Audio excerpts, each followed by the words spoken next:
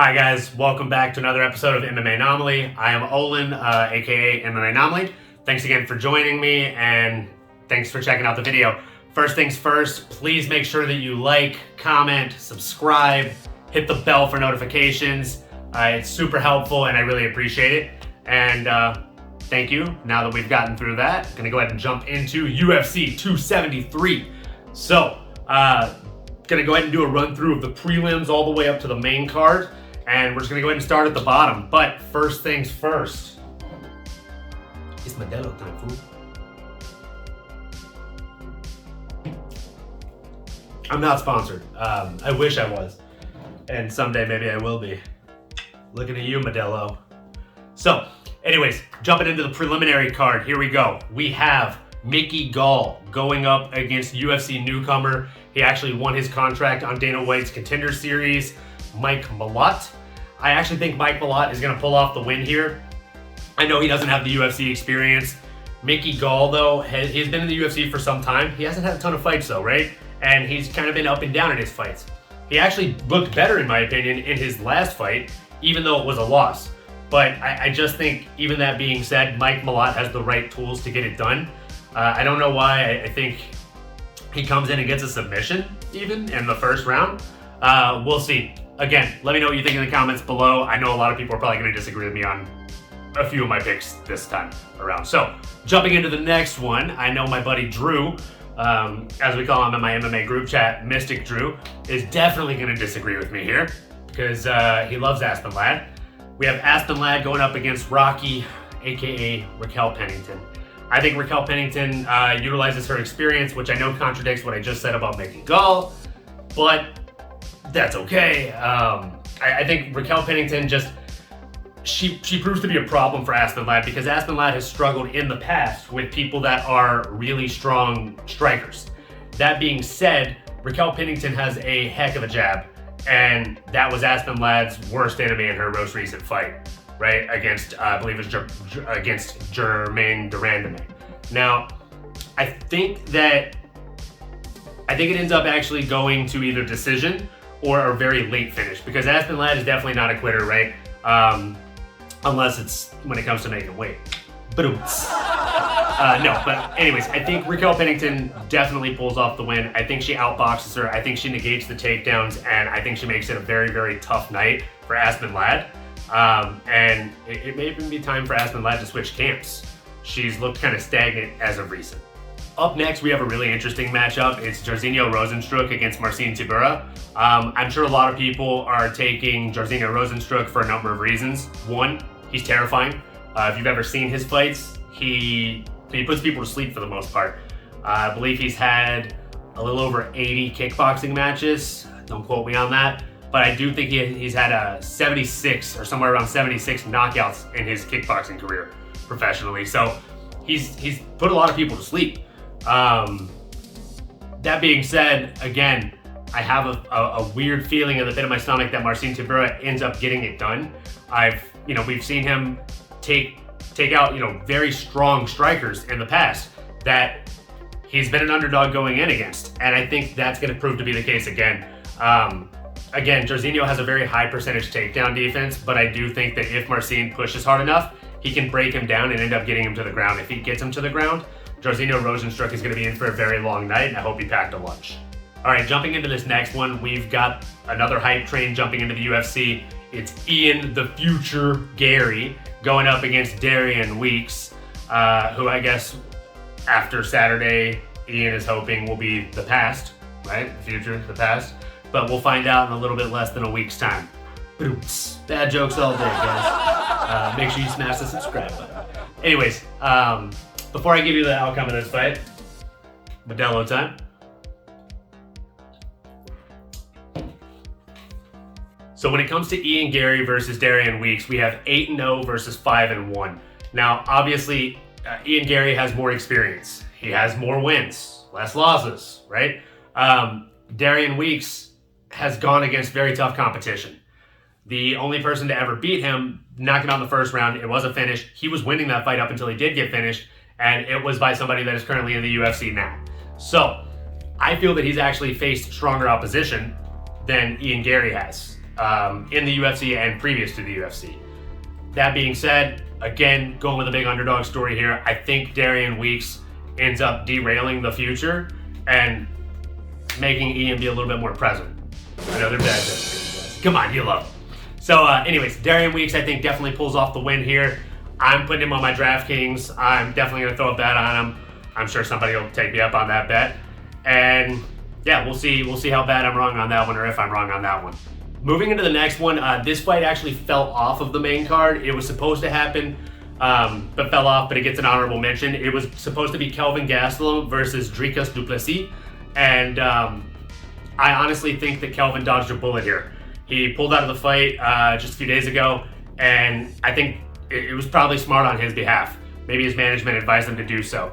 I know in an interview he said when asked like what he thought about Drikas, he said he didn't know who he was.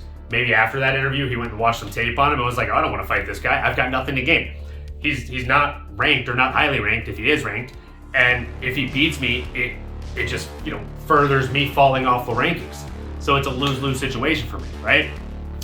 So I think Kelvin dodged a bullet there. If he would have won that fight or taken that fight and won that fight, he wouldn't have really gained a ton, right? And beating Drikas. But if Drikas would have won, that would have been a dream come true for him. So I can understand why he's upset. I'm upset too as a fan. Would have loved to have seen that fight because I think it would have been a banger. Probably would have been fight of the night for me. The next fight we have on the main card, or actually the first fight I guess we have on the main card started off, is Vince Pichelle versus Mark, the Olympian Madsen.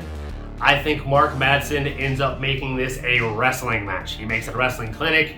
Unlike Vince's past opponents, I don't think he lets himself get drawn into a brawl where Vince can beat him. Because if it does become a brawl, that's where Vince wins this fight. But I think Mark is too smart and too experienced. He's literally an Olympian. And I think he just makes this a wrestling match. I think he grinds it out for the 15 minutes and gets the unanimous decision if he doesn't end up getting a ground and pound TKO finish. Moving into this next fight, I'm actually super excited about it. We have a women's fight here at strawweight in Mckenzie Dern versus Tisha Torres. I'm taking Mckenzie Dern on this. I know that she is coming off of a loss, but I really feel like that loss is going to be something that makes her stronger. Tisha Torres is definitely a game opponent, very, very strong opponent, but I think it ends up ending in submission via Mckenzie Dern. I also think that if it stays standing, Mckenzie Dern could show off some impressive new hand speed and just overall boxing skills. Her coach, Jason Perillo, is a fantastic coach, and I think that she's done nothing but grow since moving over to working with him. And I'm really looking forward to this fight as a fan. No matter who wins, I think it's just going to be a really fun one for the fans to enjoy. All right, moving into the final three fights, we have Gilbert Burns versus Hamza Chimaev. I am all aboard the hype train on this one. I am definitely taking Hamza Chimaev. He's fought, 3-4 times? He's been hit twice.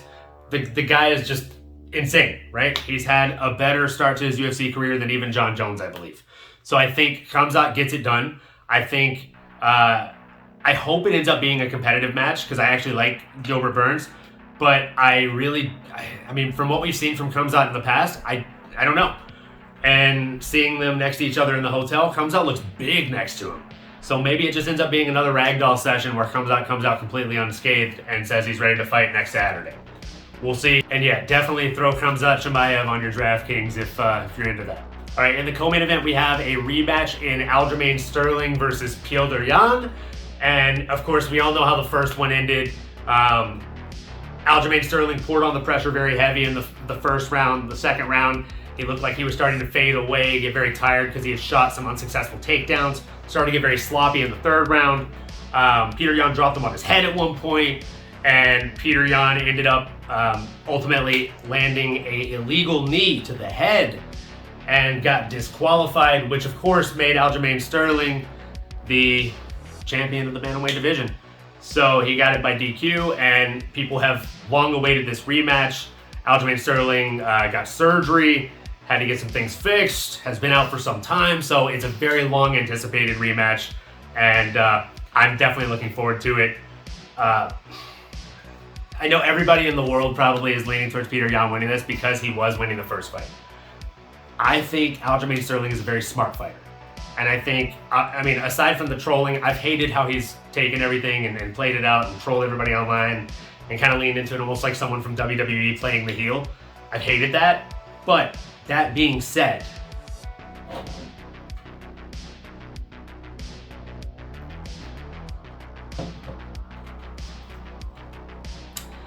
I think Aljamain gets it done. And not only that, but I think it's not going to be a decision. I think he's going to end up submitting him in either the first or the second round. I think he's probably learned a lot from that first fight. He probably has nightmares about it. And he's probably had one hell of a camp leading up to this, or at least I'd hope so. I think Peter Yan has looked very great in every fight he's had. I think the fights he's looked best in are when he's fought fighters that are past their prime, right? When he's fought in Uriah Faber, he looked fantastic.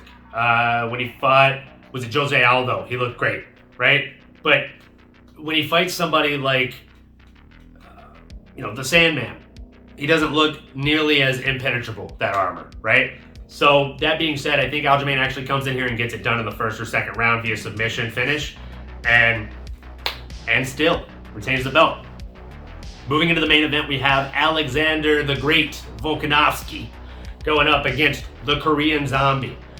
And I think Chan Sung Jung brings a lot of things to the table. The twister submission attempt, as well as a great myriad of other submissions that he can pull off, right? He can pull a number of things from his tool belt.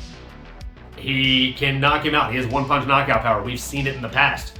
He can throw a knee very high up there and knock him out with that. That being said, I just don't think he has enough to really beat Alexander Volkanovski.